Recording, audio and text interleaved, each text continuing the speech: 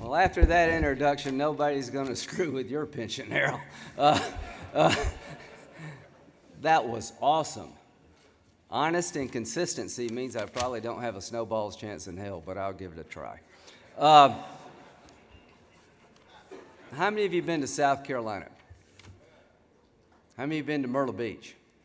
I thought so. I recognize some of you. All I can tell you is on behalf of the people of South Carolina, Michael, you're out there somewhere, thank you. I mean, I'm looking at people that run into burning buildings, and I'd be one of the first guys to run out. So you talked about my military service. Wearing the uniform doesn't just mean serving in the military. It means being a cop, it means being a first responder, it means being a firefighter. I grew up in a small town in South Carolina. A little bit about me, Harold. My dad owned a liquor store, a beer joint, and a pool room. A lot of our customers kept y'all in business by starting fires. Everything I learned about politics, I learned in the pool room. But I also learned a little bit about life. I came along later in life. My dad was a World War II veteran. He started a business with my mother. Neither one of them graduated high school. And if you own your own business, you can't afford to get sick, Harold. I've seen my mom and dad go to work dog sick because if you don't open up the door, you don't get paid. So my sister's 9 years younger. We lived in a very small town. It was a textile town. Most of our customers worked in the textile plants, and they're all closed now because China's been cheating us out of our jobs. They'd come in with lint all over and a finger or two missing, and they became almost like extended family, and I learned diplomacy early on.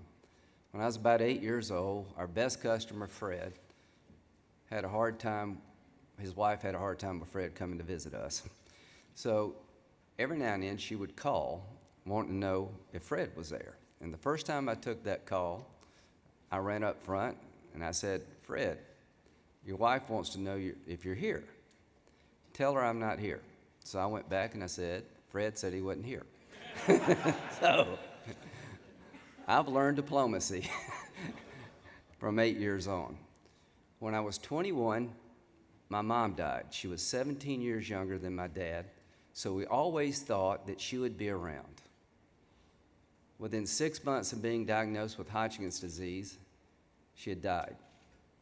We were a family covered with an individual policy covering the four of us.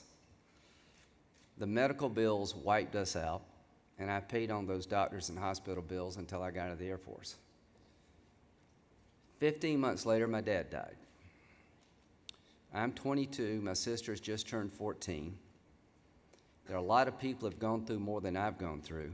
I tell you this story because it has shaped who I am.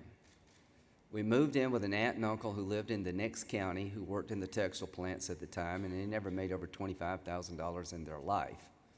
But they helped me raise my sister. If it weren't for Social Security survivor benefits coming into my sister from my parents' contribution, we would have had a hard time making it.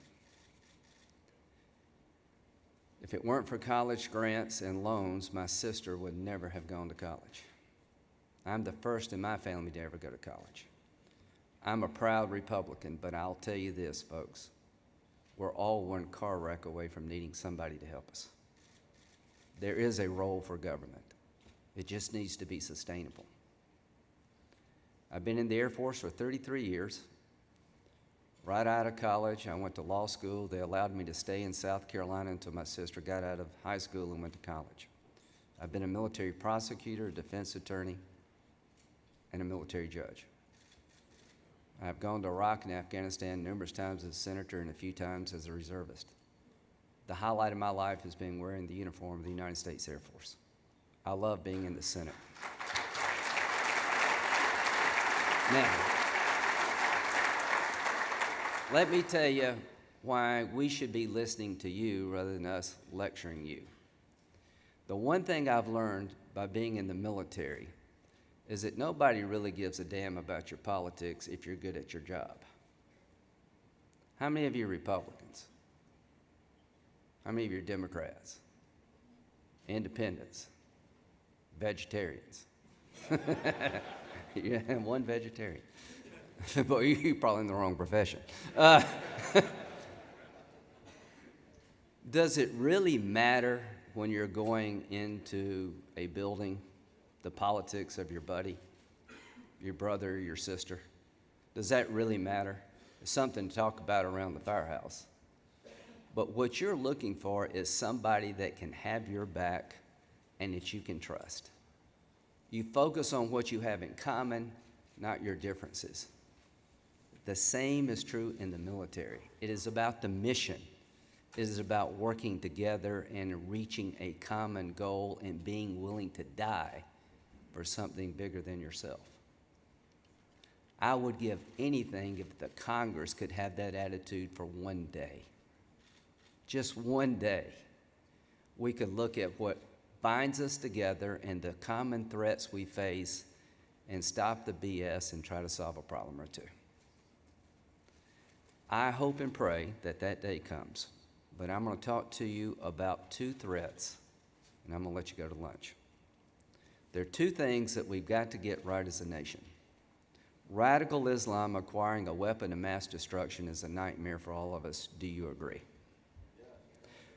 Who's from New York? You taught us what courage was all about. The only reason they killed 3,000 of us on that fateful day and not 3 million is they could not get the weapons to kill 3 million of us. If they could, do you believe they would use them? These people are crazy. And I want to keep the war over there so it doesn't come back here again. And my number one goal, as long as I'm in the government representing South Carolina or anyone else in any level of government, is to make sure we can secure this nation against people who would kill us all if they could.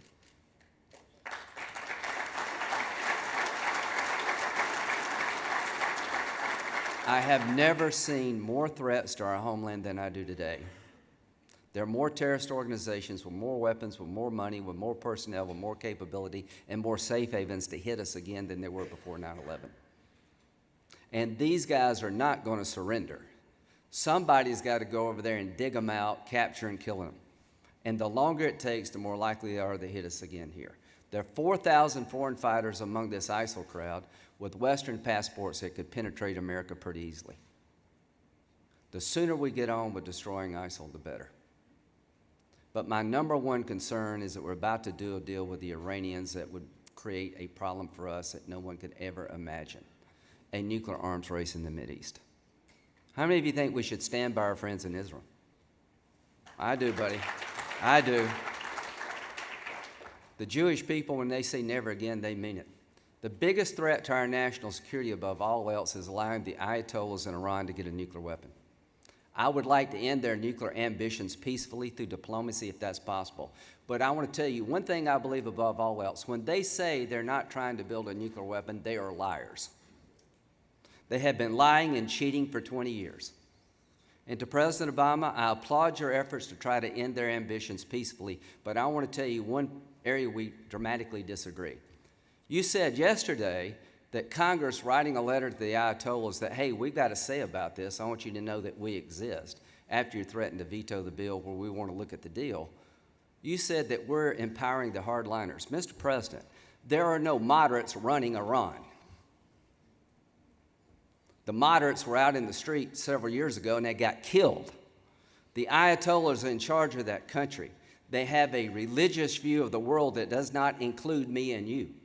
They are destabilizing the region as I speak. 4 Arab capitals have been basically taken over by the Iranians without a nuclear weapon. There is no moderation in Iran. They're building ICBMs as I speak today that could hit us. So, Mr. President, if you believe there's a moderate element running Iran, you make me want to look at the deal now more than ever. Enough about that. The other issue that's going to sink this country is something that happens to ourselves, allowed to be created by ourselves. How many of you born from 1946 to 64? Wow. How many of you born after 1964? Good luck. Harold, 80 million of us are going to retire We're called baby boomers in the next 20 years, and we're going to want our money. So in 1955, when I was born in South Carolina, there were 16 workers for every Social Security retiree. Today, there's 3. In 20 years, how many are there going to be? 2. You worried about your pensions? I got it. You bust your ass, you risk your life, you want to be retiring dignity, right? Got it. You worried about your country? Would you make some sacrifices to save your country? Clearly you would, because you're willing to die for your community. Here's what we face as a nation. When we all retire, the 80 million of us, we're going to wipe Social Security and Medicare out. When I was a 22, 23-year-old young man, I needed every penny that Social Security could give my family because we didn't have anything else much. I'm 59, I'm not married, I don't have any kids. If I need to give up some of my future benefits that I can afford to give to help somebody who needs it more than I will, or I do, I would do it tomorrow. This program keeps 50% of seniors out of poverty. You have defined benefit plans, and so do I. Most Americans won't. Most Americans are going to outlive their 401k plan, and they need that Social Security check to keep food on the table. To young people, you're going to have to work a little bit longer because we're all living so much longer. And when the 80 million of us retire, folks, who's going to replace us in the workforce? If you don't have a rational immigration system where you can pick who and choose who works here, then you're not going to have enough workers to run the economy. I took Strom Thurmond's place. He had 4 kids after he's 67, and he volunteers. Well, if you're not willing to do that, we better find workers somewhere else. I just like to pick them myself rather than be overrun by people next door. So here is my promise to you. I was introduced as honest and consistent. That's the highest praise any politician could ever hope to have coming from a guy who fights fires. And the only way I can live up to that introduction is to tell you honestly what I think. The budget cuts that are going to destroy our military in the next 10 years are insane. We're going to have the smallest army since 1940, the smallest Navy since 1950, and at a time we need them the most. And Congress allowed that to happen because we don't know what the hell we're doing up here. And we need to fix it, and we need to fix it quick, and we need to be bipartisan. And if I need to do revenue to get a Democrat in the deal to save the defense cuts, I'll do it, Harold. If I need to do something to get a Democrat to help me adjust the age of retirement and means test benefits, if I need to close a tax hole for a tax deduction for a friend of mine as a Republican and take that money to pay down national debt, I'll do it. I just want Democrats to do their part too. If I could find a way to save these programs without asking for some sacrifice, I would be the first one to say so. Younger people are going to have to work a little bit longer, and people of my income level are going to have to give up something. I'm never going to ask from people something they can't afford to give. If you're on a fixed income, then just go on about your business. But if you make $175,000 like I will in retirement, I don't want the government giving me $109 a month to pay my prescription drug Part D premium, barred from your grandchildren. There's nothing I would not do to save this country and to protect my nation. And I'm here to tell you, when a Republican and a Democrat tells you that we can avoid these hard decisions, I don't agree. When a Democrat tells you that you can tax the wealthy and fix Medicare and Social Security, it doesn't work. You can take every penny of the top 1% wage earners, including their dog, and you don't even move the debt needle. You can eliminate the Department of Defense and not even begin to balance the budget. You could have 10% growth and still not get there. You're going to have to adjust entitlements as the baby boomers come in mass to save this country from becoming Greece. We are a great nation. We're a nation worth fighting and dying for.